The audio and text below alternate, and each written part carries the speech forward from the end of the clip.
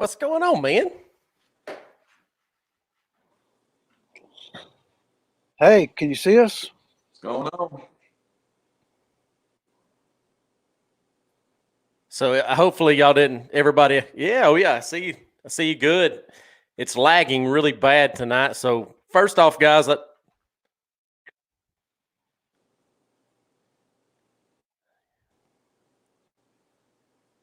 hey John, do you have a set of headphones? I don't know why, or maybe it's Jack's, but something is different this time. I'm hearing everything I'm saying.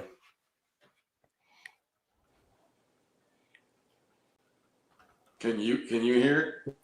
Do I need headphones? Yeah, if y'all got headphones, that way it'll help us out. I'm hearing. Oh yeah. Charlene, you got headphones? You ain't got no headphones? What about more? Oh, hang on a second. Well, I gotta have headphones. Never mind, man. What? I am good. I just, hey John, Jack, you're good. I have absolutely made a mistake. I had it pulled up on the live feed on the YouTube channel. So my error on that, guys. Y'all are totally fine. So welcome everybody to our Hooked Up Live with anglers from Dixie Jon Boat Anglers, points champions for the 2019 season, Jack Butler and John Long. Welcome, man. What's going on? So I hope starting off right off the bat, yeah, it's going good. So I hope each and every one of y'all's families, everybody is safe during this pandemic. Hope y'all have plenty of toilet paper on the shelves.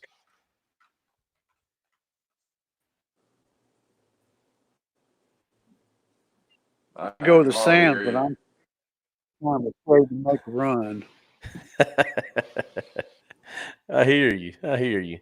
So to start off our show, before we get into talking about some fishing here for a minute, I'd like to take just a brief moment and thank our wonderful sponsors that we have for these Hooked Up Live interviews that we do, because without them, this show would not be possible. So definitely would like to give our recognition to them. And that way, if some folks just have some interest in trying to purchase some products, everybody's got the downtime right now to be able to take and stock up, get some items. So that way, whenever they open the gates back up to these lakes that are shutting down, we'll be able to get back out there and start fishing again. So first off, I'd like to thank G2 Gemini Jerseys for their sponsorship through with our Hooked Up Lives. We will be giving 25% off. All you have to do is once you get online, you order their custom jerseys that they make. They give 25% off by entering the code G2 Georgia spelled out 20. And it gets you 25% off all orders. So we'd like to thank G2 Gemini Jerseys for their sponsorship. The Dugout Bait and Tackle. Well, I didn't do a very good job. I should have left the background on this. You can't hardly see it. So we'd like to thank Dugout Bait and Tackle for their sponsorship. The hat that I am wearing right here, we'll be giving away one of these free hats. All you have to do is leave us a comment, like this video, and you'll be entered in for the random drawing, which we'll be giving away for Friday. So I'd like to thank Dugout Bait and Tackle. Get down there and check them out. Kennesaw, awesome products that they have down there, as well as bait and kayaks as well. I know it's getting very popular. So Rejuvenade, we'd like to thank them for their sponsorship to Hooked Up Live. We'll be giving away one of these free bottles. It is live well treatment formula. For all those, it's getting close to warm months time of the year, and it is definitely time to be putting that in your live well, treating it, help keep those fish lively for the whole duration of the tournament, and they can be put right back in the water safely. So I'd like to thank Rejuvenade. We'll be giving away one of these bottles free as well. So our next sponsor, Taming Serum. I'd like to thank them for their sponsorship. We'll be giving away one of their bottles. I don't know if I can hold it here, but we'll be giving away one of their bottles. If you haven't tried out their products that they have, Taming Serum has got not only line conditioner, they've also got a lot of other additives that's out there that they offer. But this is a really great product that helps memory coal. Thank goodness we've already got past the cold time of the year right now. We ain't got to worry about the ice freezing up on the line, the rods and stuff. So we're giving away one of these bottles from Taming Serum. Helps condition your line, keep the memory and the coal from coming through on it. So like to thank them. And we also have a little neck gaiter from Line Taming Serum that we'll be giving away. You know what? With the coronavirus and everything going on right now, who would have thought?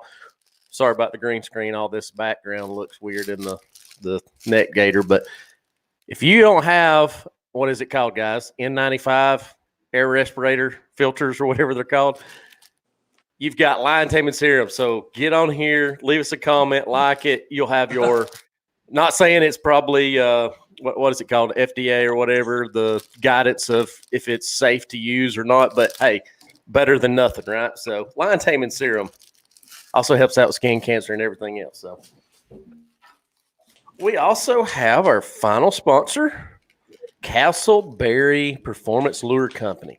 So we got some really cool. Here is one of their chatterbaits. We're going to be giving away one of these chatterbaits to our Hooked Up Live here during the show. If you haven't got over there and checked out Castleberry Performance Lures, they have got some really awesome. And this is like I don't remember the color of it, but it's kind of a, you know, I wouldn't call it a sexy shad. It's got some blue, some silver, some white, some grays in it a little bit. So chatterbaits catch a lot of fish, a lot of big fish, especially this time of year. So, and we also have some of their shaky heads. We're going to be giving away some of these shaky heads as well. All you have to do is like, leave us a comment, be entered in for it.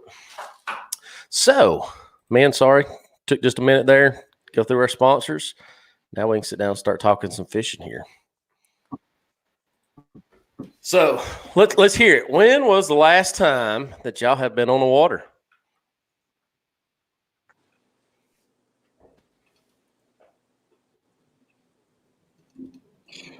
I'm afraid to talk because I talk over to Lanier to pre-fish, and then it got canceled.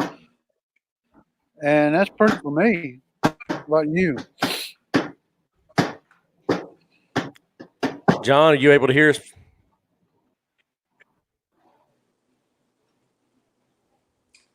When's the last time I fished? Yeah. I can hear, but I got my headphones in. I'm actually logged into the actual video. I can hear you better through this. I can hear you through the actual live stream.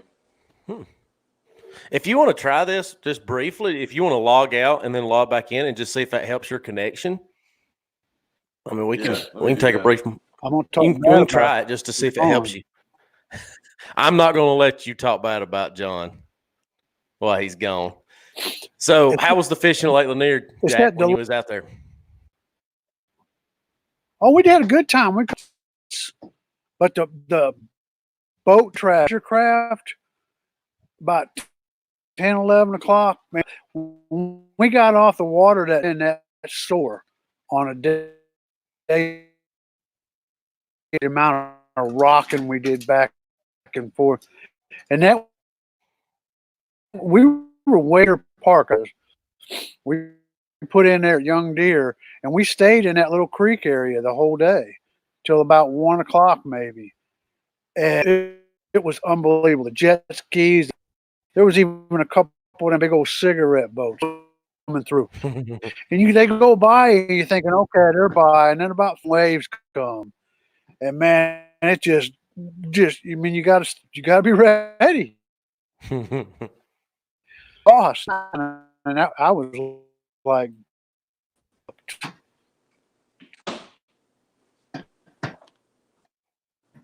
All right, John, got you back in, buddy. Can you hear me now? Yeah, is it any better or not? Still lagging. Can you hear me? Yes, sir. Oh, okay. All right, what'd I miss? We was talking about Lake Lanier, going out there pre-fishing for that upcoming tournament. Jack was talking about it. Said how the boat traffic was just miserable. Yeah, you're still kind of breaking out a little bit, but yeah, last time, me and Jack were on the water. We went out at Young Deer. I heard him kind of talking about a little bit. It was nice in the morning, but the boat traffic was insane on the way back. We just called it about midday. The bike died down anyway. The boat traffic was ridiculous, but we did all right. We caught him pretty good. I think our best 5 would have went 13 pounds, which would have been, you know, okay. We would have survived that tournament, but it got canceled. So let's hear about. I know we did the pre-interview and we talked about y'all've got a very unique setup as well. It seems like this is a very common way for John boat anglers now. A lot of them have where the angler and the co-angler both have boats. So, John, let's hear about your boat setup first and what all you've got. What all's on your boat from front to back.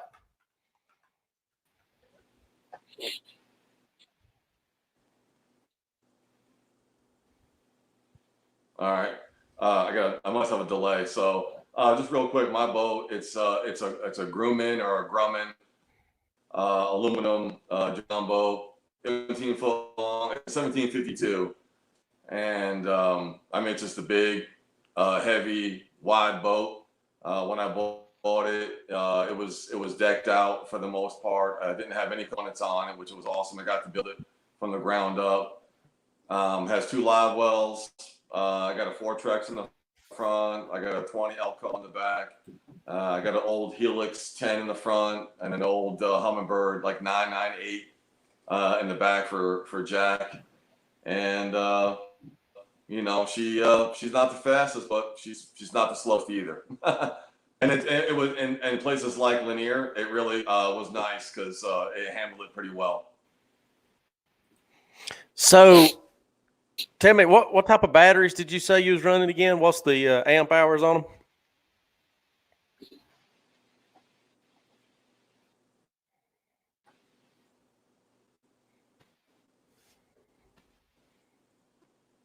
Was that me or Jack? No, I was asking you, John. Sorry. What I got what I got is a set of 4 of the Trojan, I think the 1275s, the golf cart batteries. Got that's for the Elco strictly, and then I got 3 just you know, whatever they are, the Walmart batteries that are there from my 4-Trex.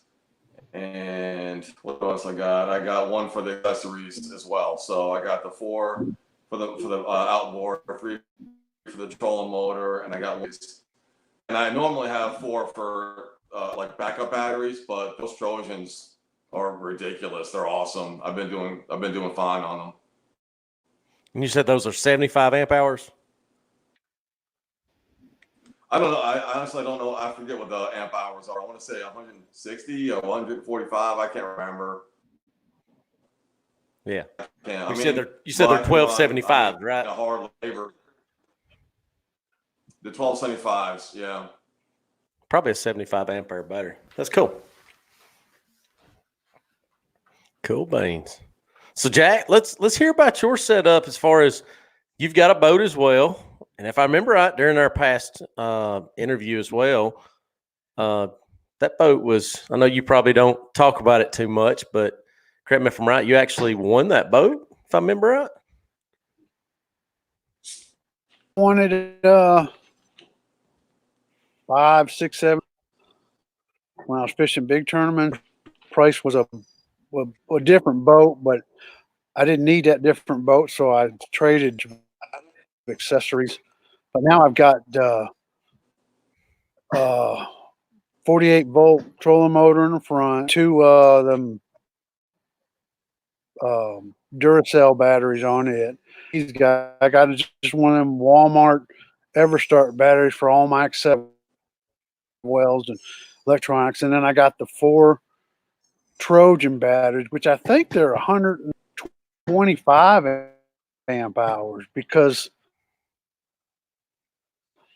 I think my motor runs at 100 past it. And then I got for my boat 1548, I think 50, but it's maxed out. I got 7, and that's all I can get with the battery, a full cooler, and and I maxed out at almost.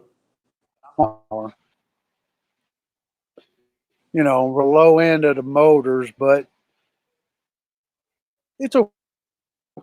That's just right there, unless I get a bigger boat. And I don't see that ever happening. So when y'all fish tournaments, do y'all, Jack and John, do y'all take and swap boats between each other, or do y'all stick to one boat particularly for every event? Pre-fish out of one boat, or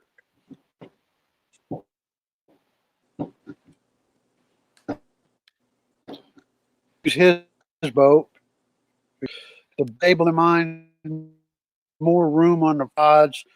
You know, it just suits him better. You know, I'm sitting in the back either way. It's not a big deal for me, so it's just better. He likes it, and that's pretty much the way we do it. So it works out pretty good. that's awesome. John, are you actually watching the live feed as well? Now, I was saying, are you actually watching the live feed?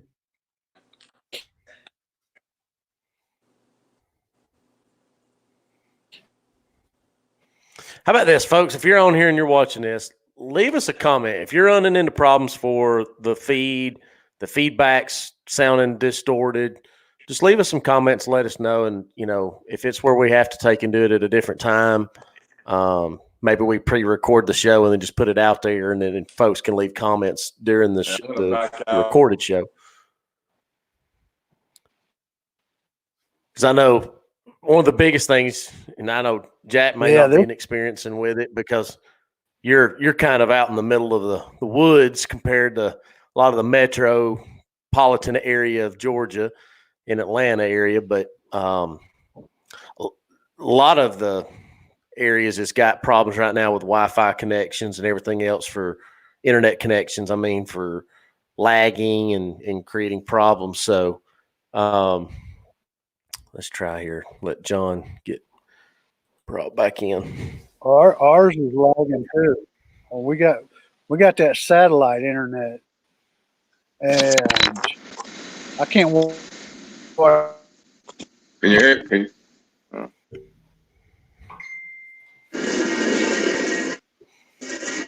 Yeah, Nikolai's letting me know. Yarter's letting me know it's lagging bad. I don't want us to take and do a live show if it's not going to be a true representation for all of y'all for the lag. So what we may do is I mean, can you hear me any better now? I can hear you, Merrick, better. I don't know about Jack. Good deal. How about this, Blake? Let us know, how does John sound? Does it sound a lot better this time? Give him a second. Just give us a comment, folks. Leave us a comment. Let us know if it's sounding better or not. I don't mean to stall, but I definitely don't want us to. I know I've already said it. I just don't want to do a live show and it's just. Yeah. That's how I sound normally anyway.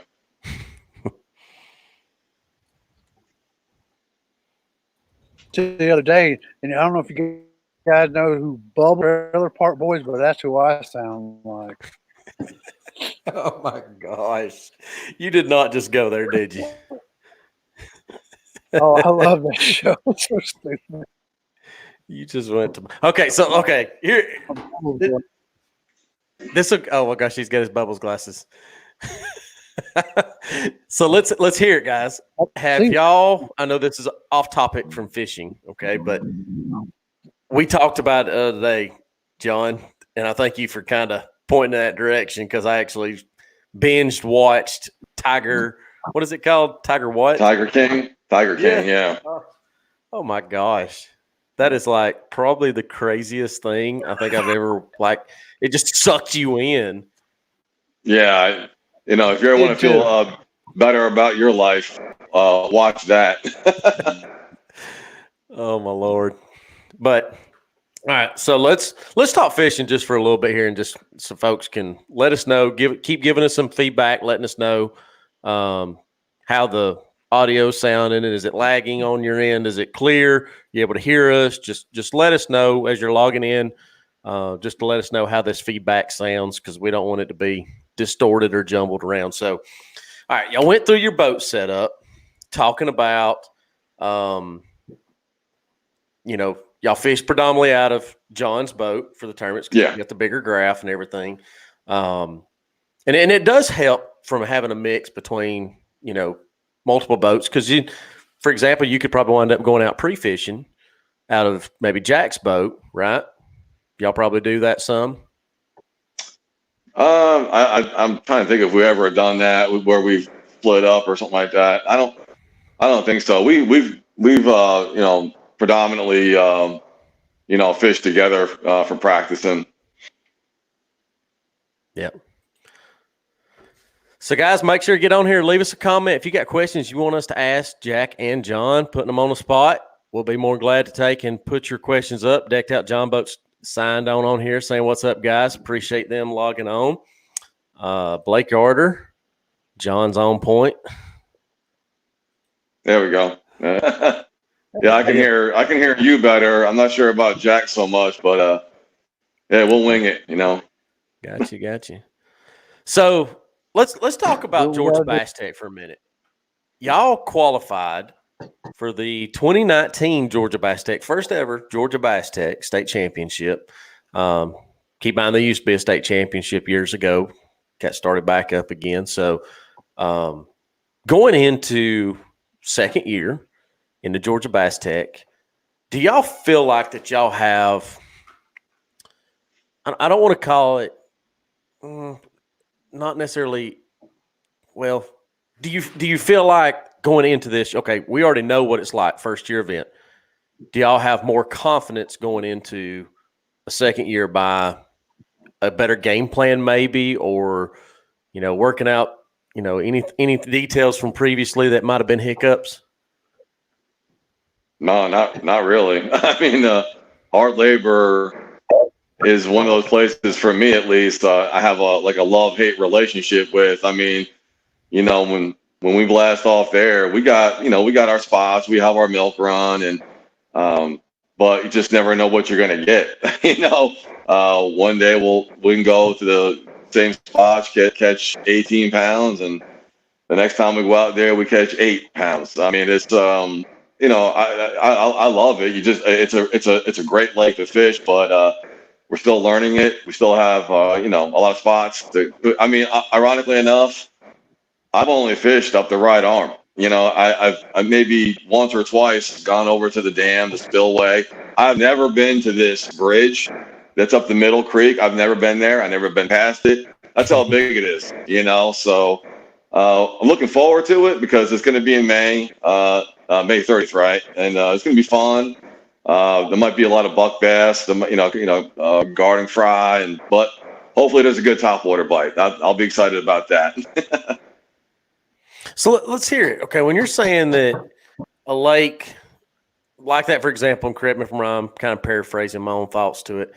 It can either be feast or it can be famine. What do you think causes hard labor to be those moments of famine when it does happen? Because everybody's got a lake on their schedule that's kind of like, it's an amazing lake, but it never truly represents on the days that you want it to. So what do you think on hard labor? Why do y'all think that contributes to that? I mean, to me, it's a little bit of both. I mean, both two things. One, it's the fishermen. Me and Jack, we have our styles, and we just don't change as fishermen. We don't fish the moment. We do our milk run. We have our spots, and we'll fish his way, we'll fish my way, and then we just roll the dice. And then it's the lake. I mean, you just never know when it's going to turn out a good bag. And plus, hard labor is one of those places that has so much timber. Those bass, I mean, could get just tucked up in all that timber. And, even if you have an opportunity to catch them, good luck getting them out of there. I think a lot of times that, we've caught fish there.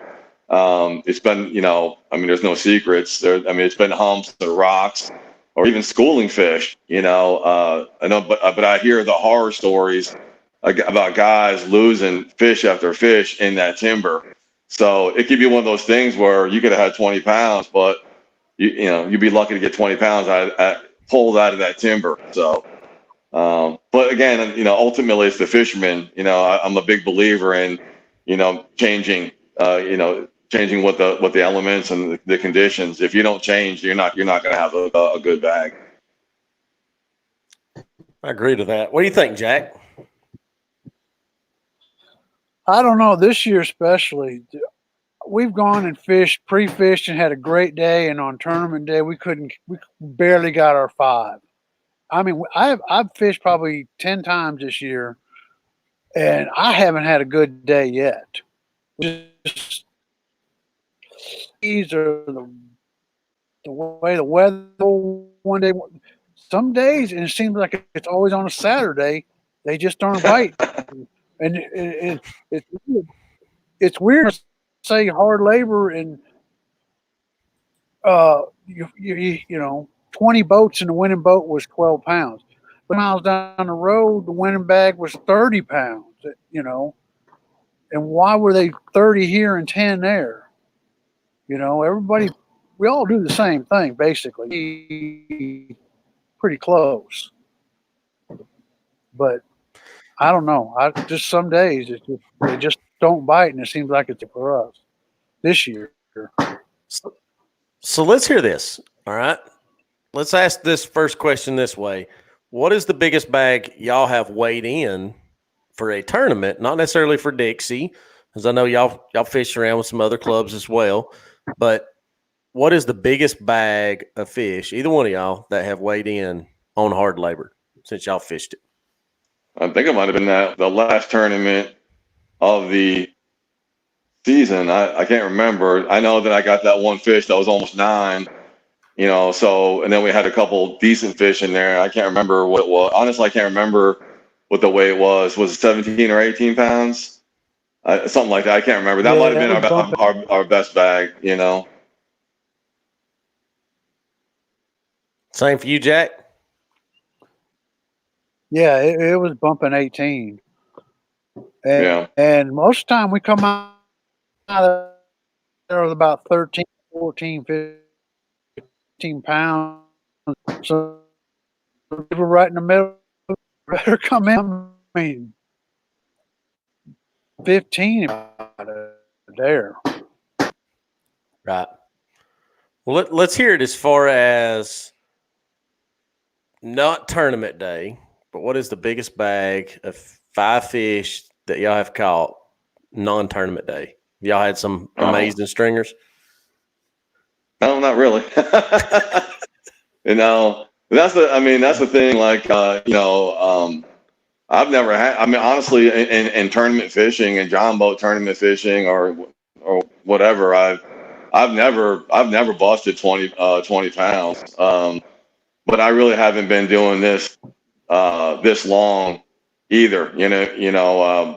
The John boat style fishing. So, but that's one thing that's kind of neat about winning the points. Last year was, we never really walloped them. We never came in with 20 and 30 pound bags. We never came in with, the big fish every time. We've just been consistent, and that was one thing that I thought was really cool, and that was one of my personal goals. I mean, winning the fish off, kind of like the classic. You know what I mean? Like, you have that one opportunity, that one tournament, you're rolling the dice, and you got 1 in 8 chance of winning it. And ironically enough, I mean, the fish off for Dixie, we didn't do one of our normal game plans, and we didn't go into a certain stretch of water that we normally go into, and a team that we normally share the water with in that area pulls 18 pounds out of there. We didn't even go in there that day.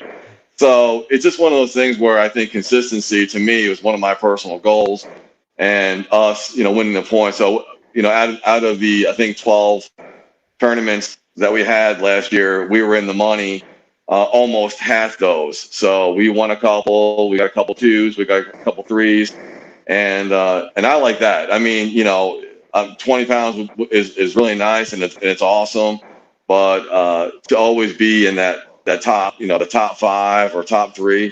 That to me is being consistent is definitely more of an accomplishment.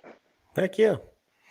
So let's hear it, Jack. What's your biggest non-tournament day bag that you've caught at hard labor, 5 fish?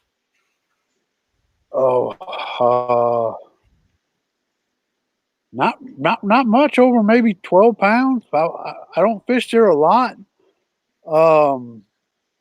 Normally if we find a few, we leave. We don't sit there and hammer them and get 20-pound bag.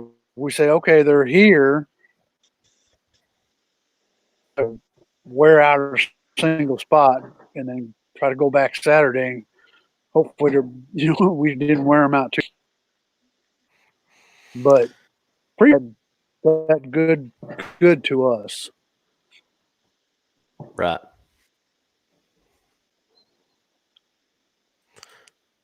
So maybe y'all know ever the answer. Was 19. Oh, go ahead.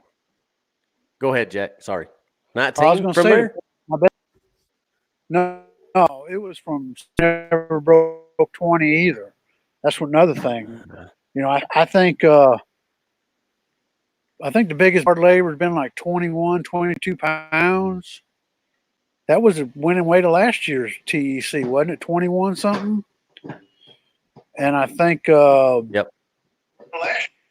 High Voltage had a 21 last year. So they're in there. Gotcha. So I don't know if people can maybe leave us a comment if y'all men don't know it. Decked Out's asking, what's the biggest bass that has been weighed in at Hard Labor Creek? I've heard rumors of an 11. I thought there was I think there was a 12 caught out of there last year. I could be wrong, but it might have been 11, 12 pounder. Was that either this year or it was late last year? But in a tournament, I honestly think it might have been mine. It was close. It was close to 9. I think it was like 880 something. I don't know. It was 8 3/4. I mean, it was like 3 ounces shy of 9 pounds. I don't know what the biggest bass that's been caught in a tournament. It could be mine. It might not be, but I know that there's been some double digits definitely pulled out of hard labor. So what have you heard, Jack? Same thing? Same thing. I heard about, and there's so many tournaments that go on there that it could be anything. I just hope a lot of those fish made it back in home with people. That tends to happen a lot, I mean, and they say it, harvesting bass does help to a fishery. I believe it to an extent.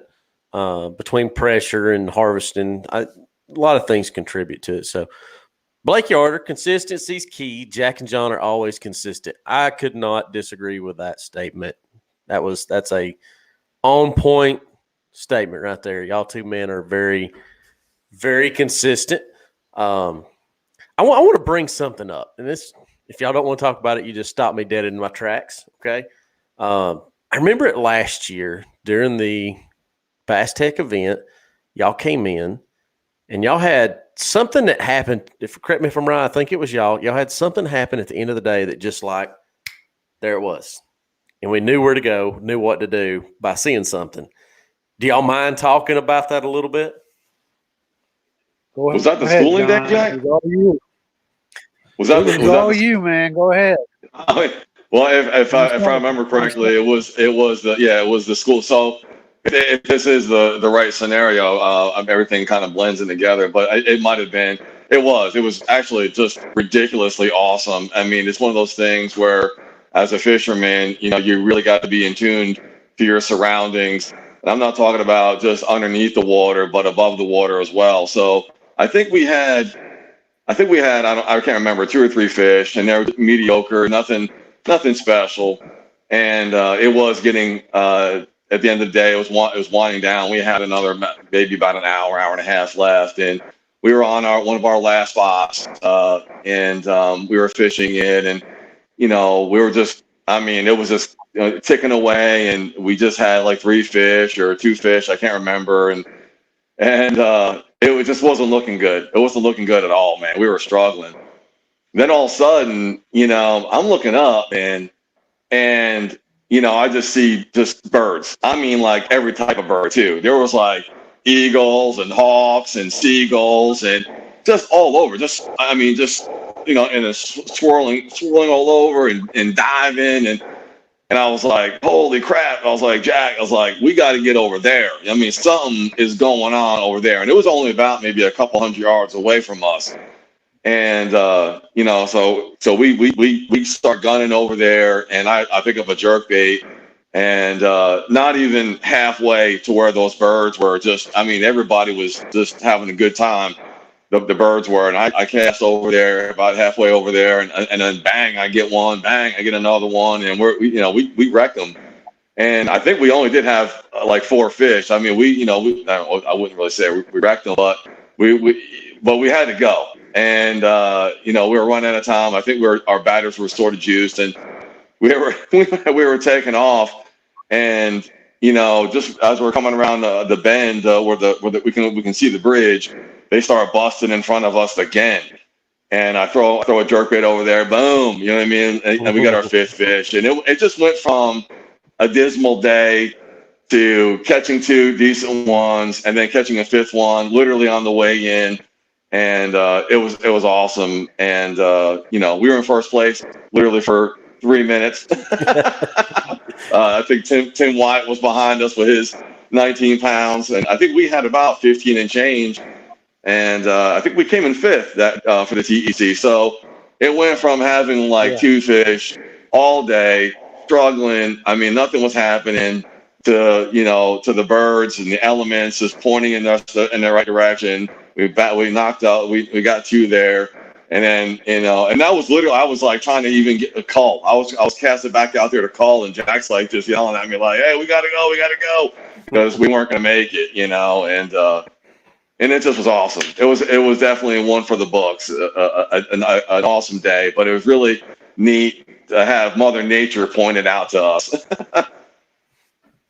And that is true. You got to pay attention to your surroundings, not only your fish finders, but everything that surrounds you. I mean, you really got to take all variables and use them that same day. So, Wes Wilson, he's saying, "What's up, guys? Appreciate you tuning in with us, Wes. Y'all make sure leave us a comment, some questions you got. If you want to be entered in for this free drawings for these free items from our wonderful sponsors, all you have to do is through this YouTube live or after the live feed, if you're watching this afterwards, all you have to do is get on here, leave us a comment.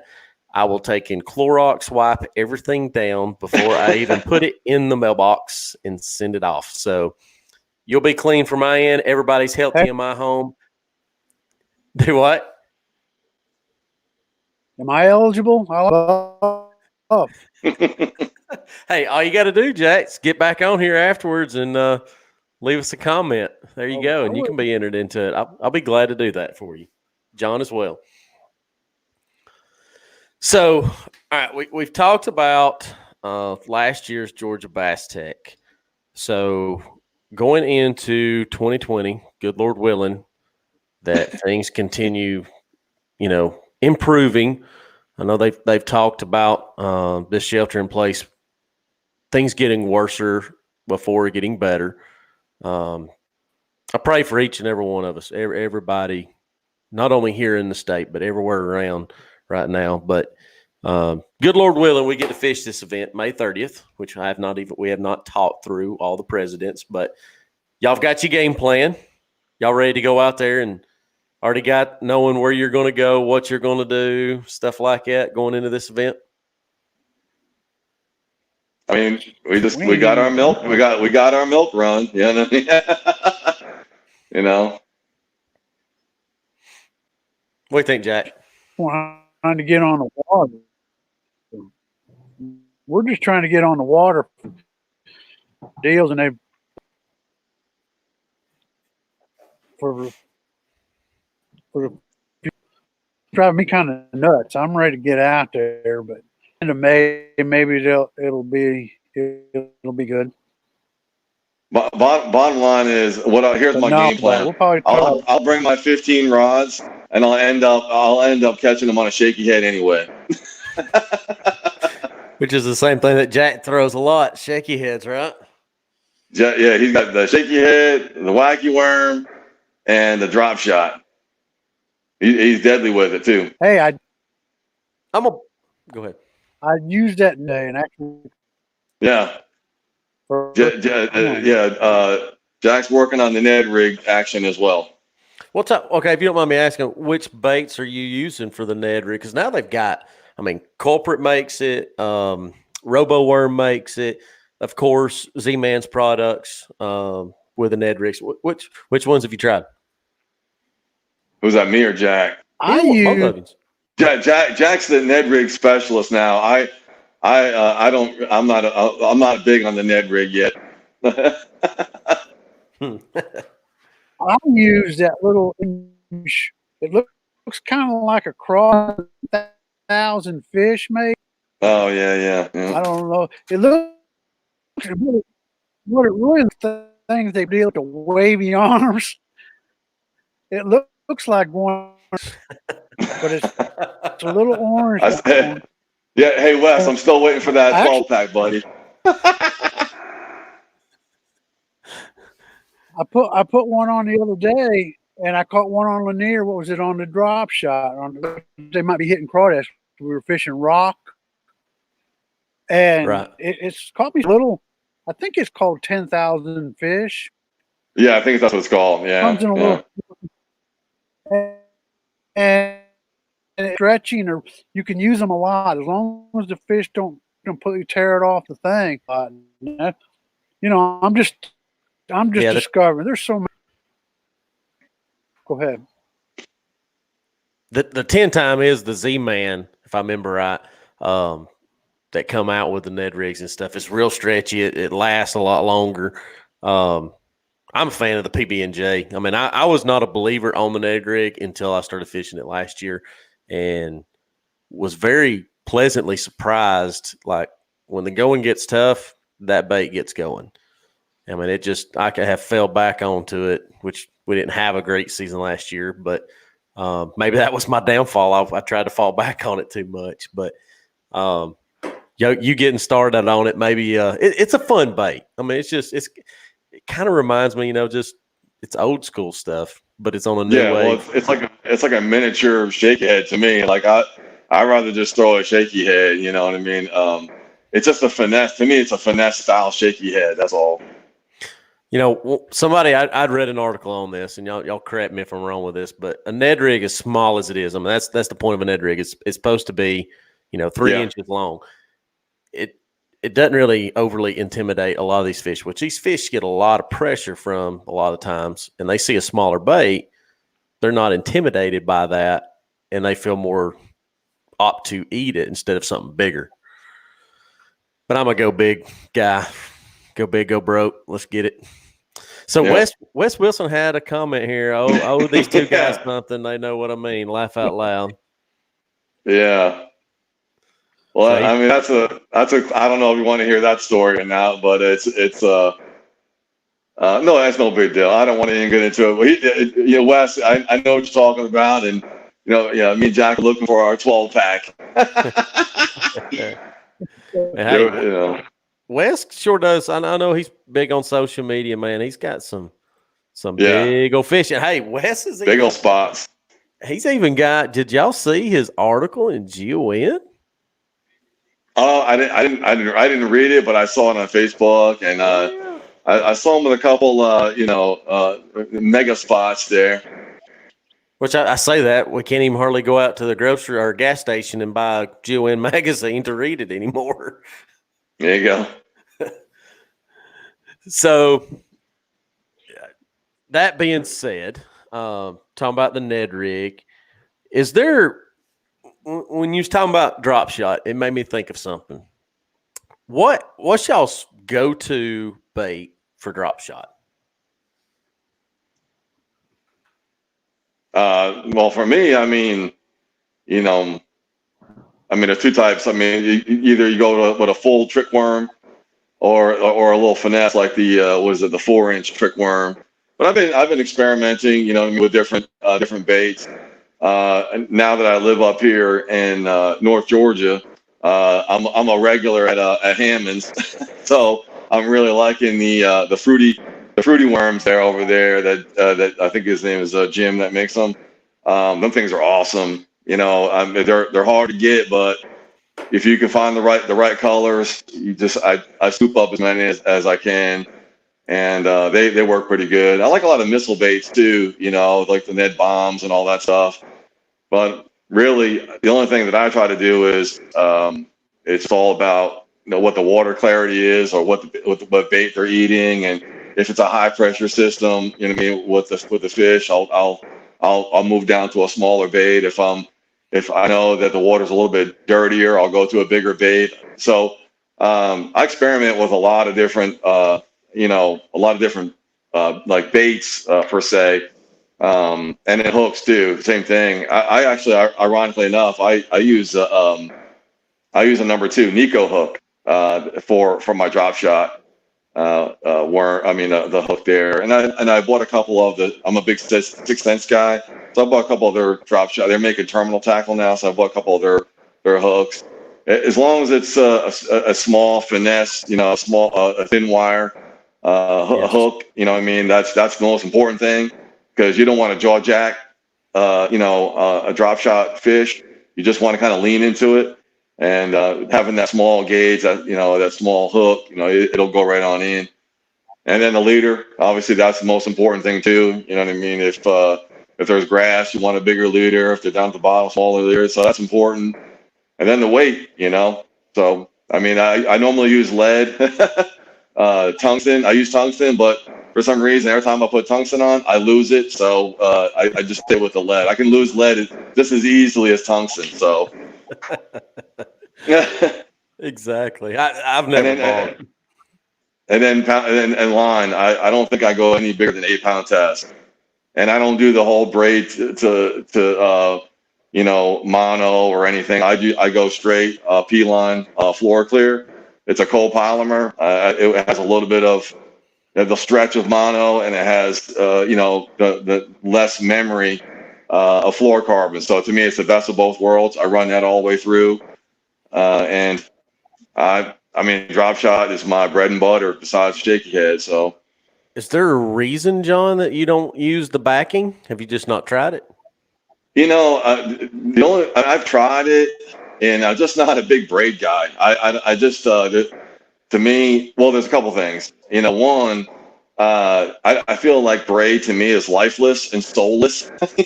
There is no soul to the braid. It's just, since there is zero memory, whatever you do, it does exactly that, and I just feel like I just can't give my bait life. I like to, feel, I don't know, it's just the fluidity of the bait, you know what I mean? Where I think the braid, especially on topwater, let's go there for a second.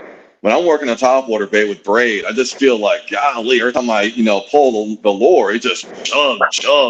I mean, it's coming at me hard and fast, where if I have mono or something a little bit stretched, I can make it dance, I can make it jump, I can make it skip, I can do all kinds of cool things with it.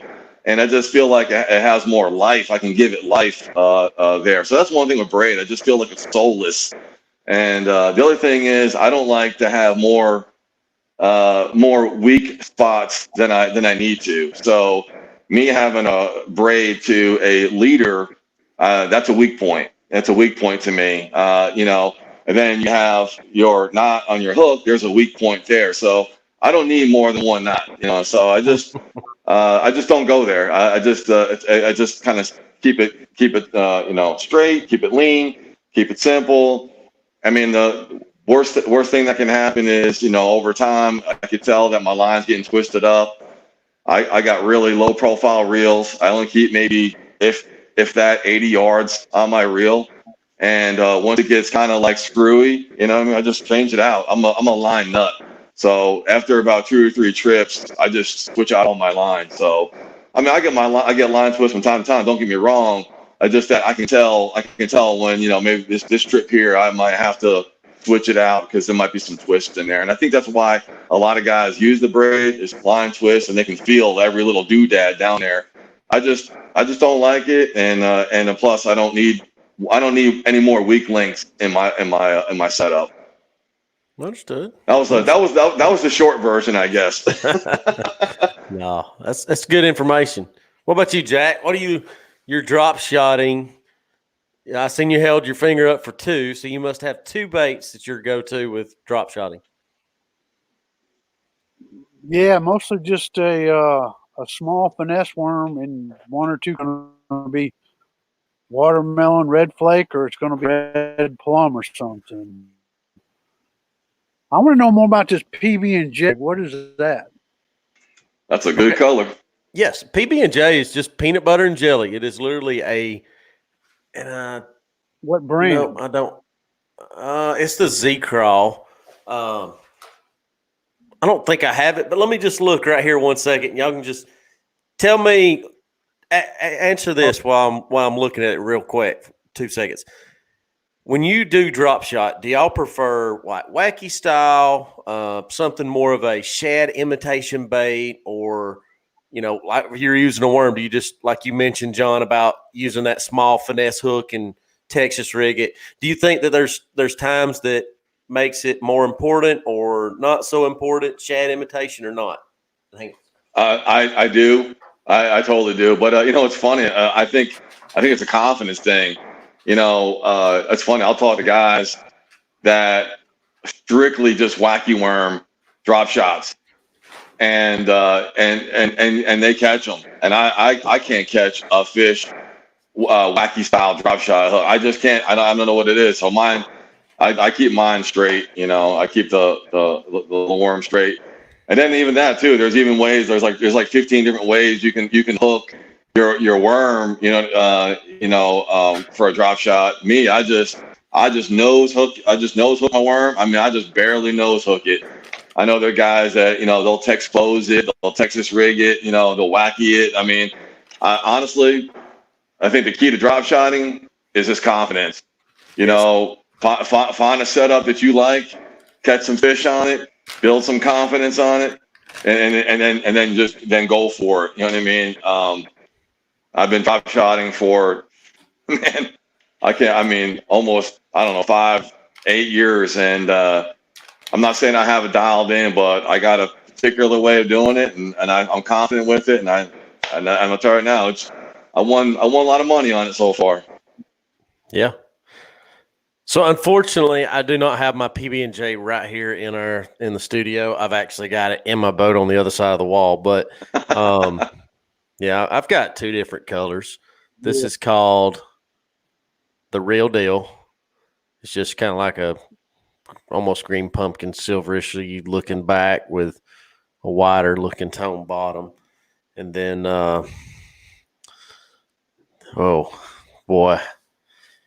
Yeah, that ain't gonna work. Green screen. That's because of the green screen. That's just called the Z-Crawl.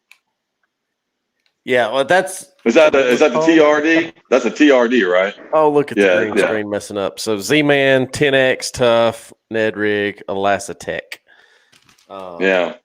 Which they've got these as well, which it's going to be weird color because of the green screen.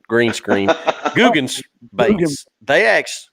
These have rattles in them. And you can literally hear the rattle within it. And that's, I'm telling you, that has made a big difference for a lot of baits. I know we're kind of getting off topic here a little bit, just talking about different baits, but do what?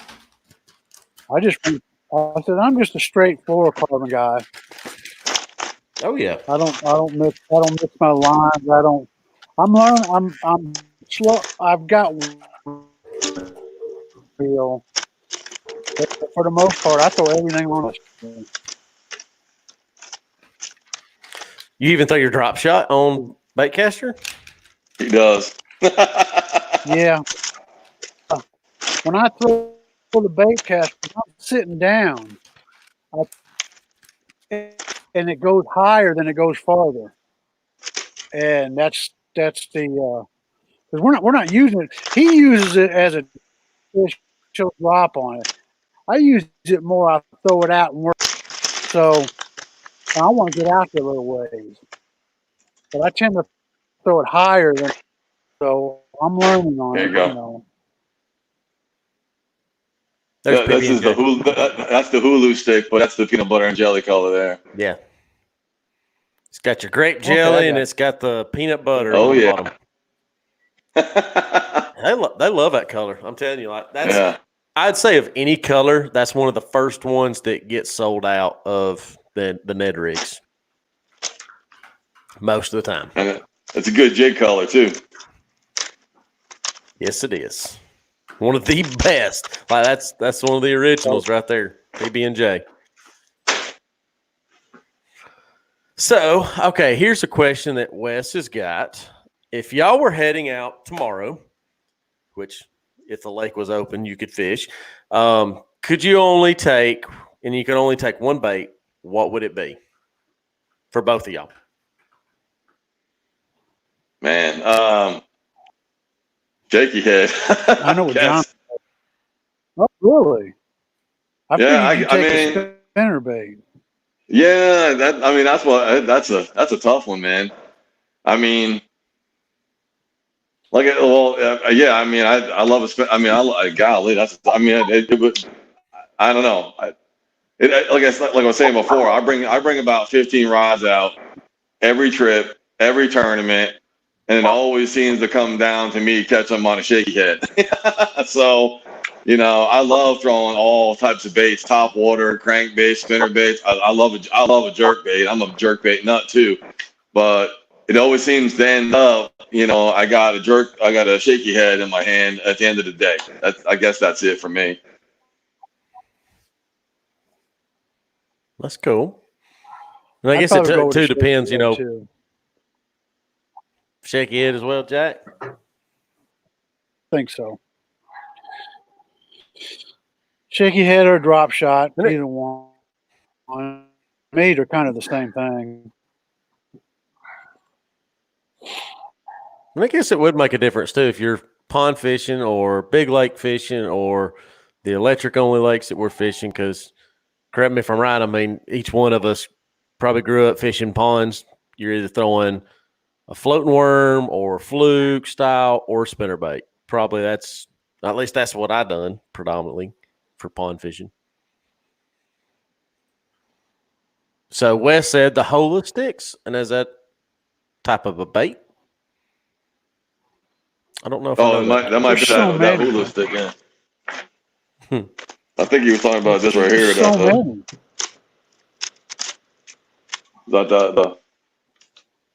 hula stick.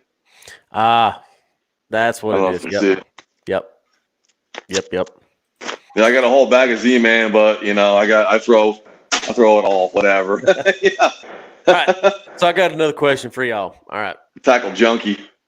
Talking tackle. What is each one of y'all's? We'll start with Jack this time. What is your favorite rod and reel setup?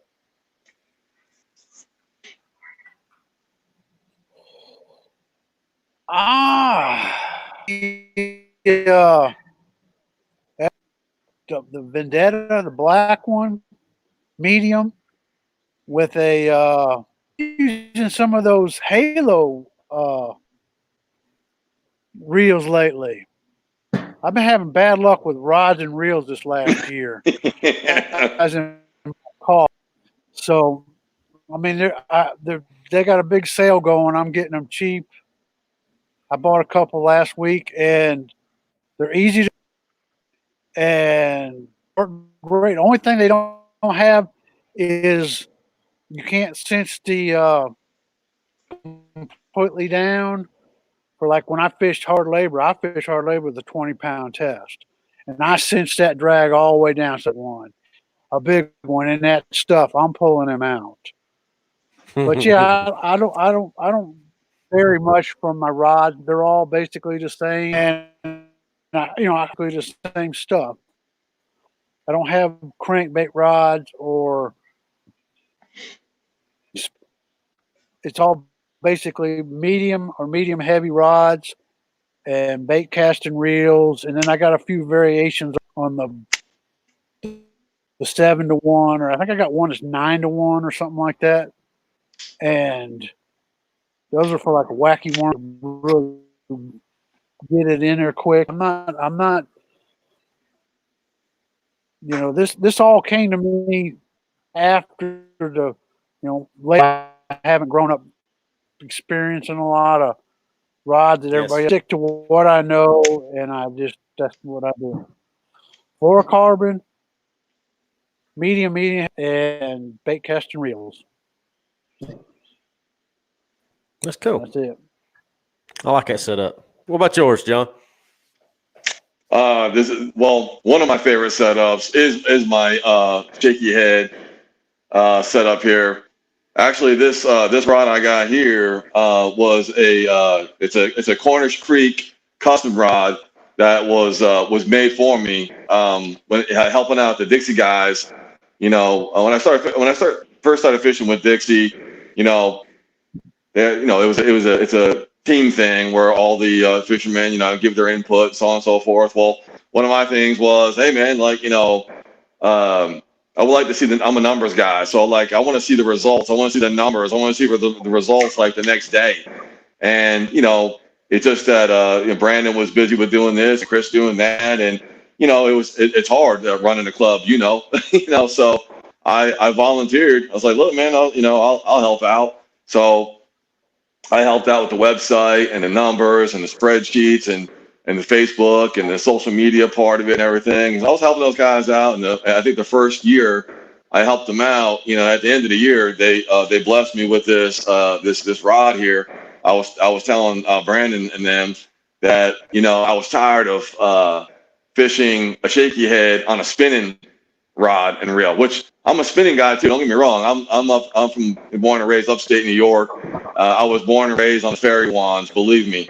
But I just didn't like fishing a shaky head on a spinning setup anymore. Again, with the line twist and, have my finger on it and everything. And I just wanted a really sensitive, light tackle or bait casting setup for my shaky heads. And at the end of the year, for helping them out, they had their buddy of theirs, I think his name is Joel, who lives on Varner. I'm not sure if he still makes them or not, but he makes custom rods. And they built me a Dixie setup here. There's a little Dixie on there. That's cool. About broke it. But anyway, it's a 7.3. I mean, medium to medium light rod. Has the spiral guides on it, so the guides spin around, so the line is resting on the eyes. And it's just an absolute. I mean, I've never heard of this brand, Liberty. I'm telling you, but I've absolutely one of my favorite setups. I got that paired with a Tatula 100, really small. I mean, super small reel, and I run 12-pound test Sunline on here. I mean, again, I'm a P-line guy, but the Sunline fluorocarbon is no joke. It's super sensitive, super strong. And it's a little bit more expensive, but I can feel with this setup. I'm telling you, I can honestly feel fish breathing on the lure.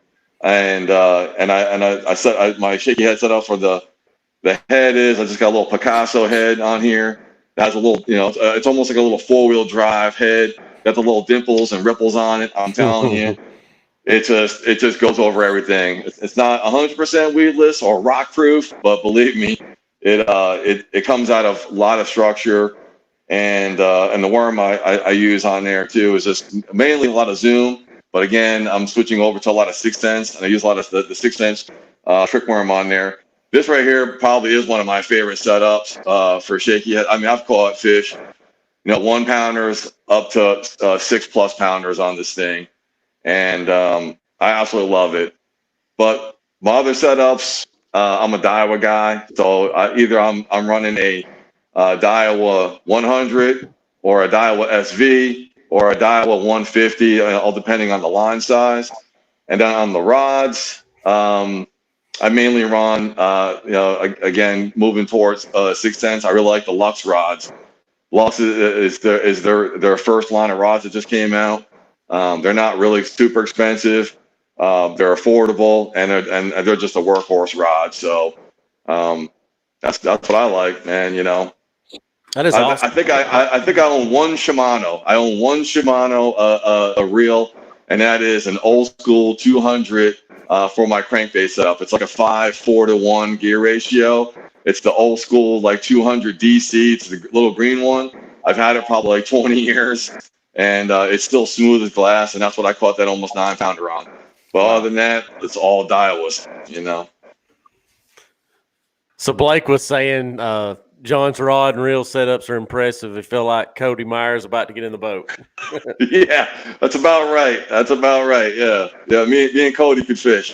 Hey, I'm gonna tell you, watching Cody Meyer, you know, out there. Correct me if I'm right, he was the one that spotted bass fish out in California. Man, Yeah, that is a bucket list. That is a bucket list. yeah. They got some. You know, of course they stole all the big bass, and now they got giant. I mean, just dinosaur spots out there now. You know, ridiculous. Yep. So that's some awesome rod setups. Appreciate y'all taking time tonight going through y'all setup. Apologize in the beginning, having some lag, and hopefully sound like some folks was messaging us, letting us know everything seemed like it started settling out. Maybe it was just a lot of folks getting on social media and online and stuff like that around and dragging it down. So, man, I've got to hear it and ask it. Predictions going into the event, May 30th. What do y'all think the winning weight's going to take?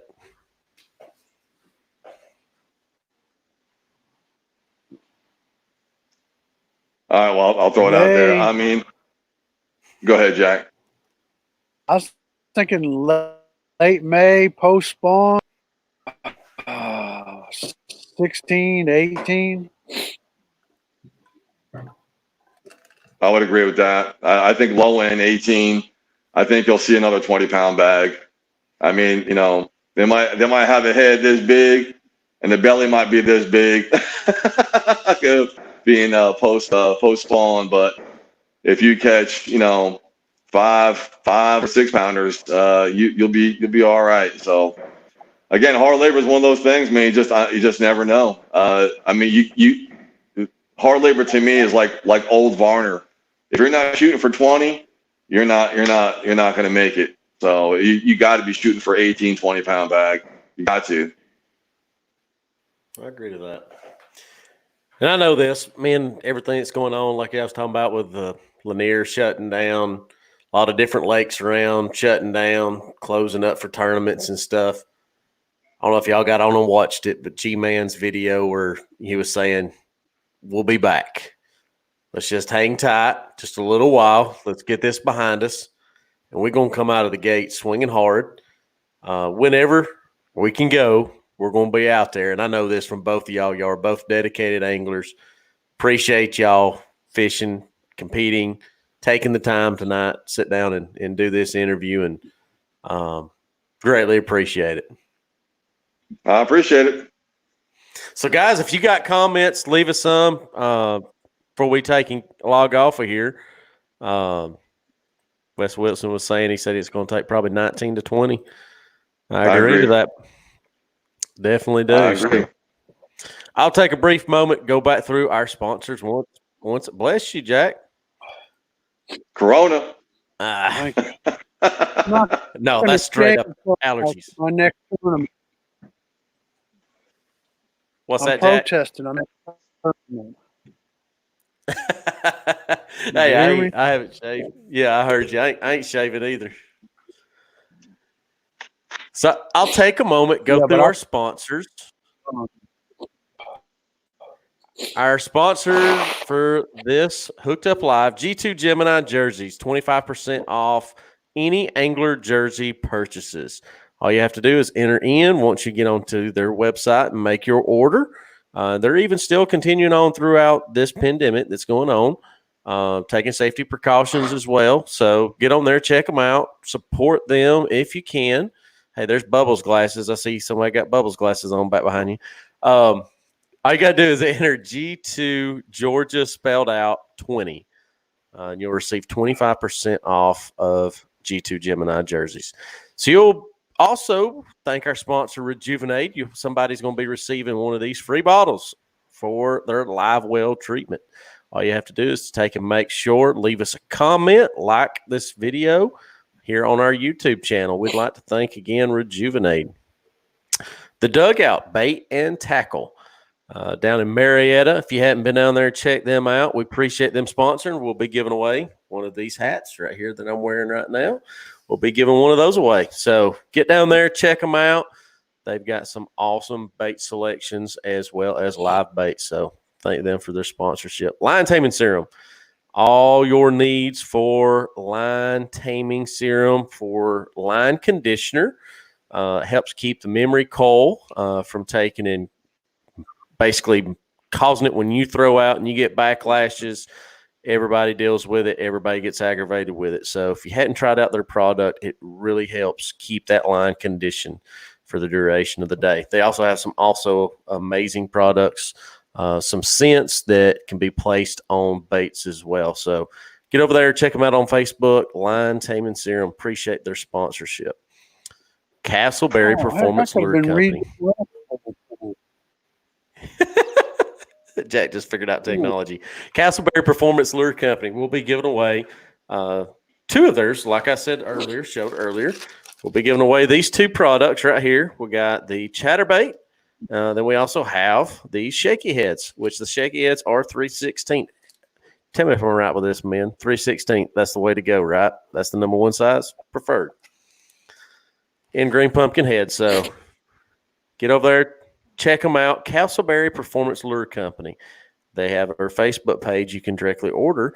And I don't know if I should share the information because I don't know if they went public with it, but Castleberry Performance Lure Company has got some great news that's come out. So I don't want to share it, but just be watching. They're a growing company. Appreciate their sponsorship. Oh, and I forgot again. Yes, Castleberry is local. They are somewhere up North Georgia. I can't remember exactly where he lives up there, but I believe they make all of it and everything. Made in America products. So, and I forgot to show this Line Taming Serum. Remember, we got that net gator. We're going to be giving away that net gator, aka the Corona mask version. So fishing style. That's our sponsors, man. And we had, I think, a few comments come in here. Let's see here. Wes was just saying, keep up the work. Decked out. Great guys. Great fishermen. I could not agree with that better. Both of you men, stand up men. I love each and every one of you. Appreciate you. Y'all are great fishermen. What's his name? Brent, I got to order me a couple of them stickers. Yeah, he's got. I seen the new swag. Yeah, he's got the new swag. Yeah, he's awesome. starting to get some stuff. It looks good. Yeah. I like it. I'm gonna get me some. I just haven't got around to doing it. Wait, no. Let's check. Yeah. So Wes Wilson, I need a new Dugout hat. His is worn out. Well, get over there and check them out. They've got plenty of them, as well as you'll be entered in for it. Hashtag Team Castleberry Big News. They have definitely got some big news, guys. Y'all seriously will definitely be hearing about it. So, man, thank y'all. We've kind of went over an hour here. Right. I don't want to keep y'all no longer. Appreciate everybody tuning in. Yeah, it's getting dark on Jack over there. Yeah, I know it. All we see was the bubble glasses in the reflection. So, y'all take care. We'll see y'all very soon. All righty. Will do. Thanks.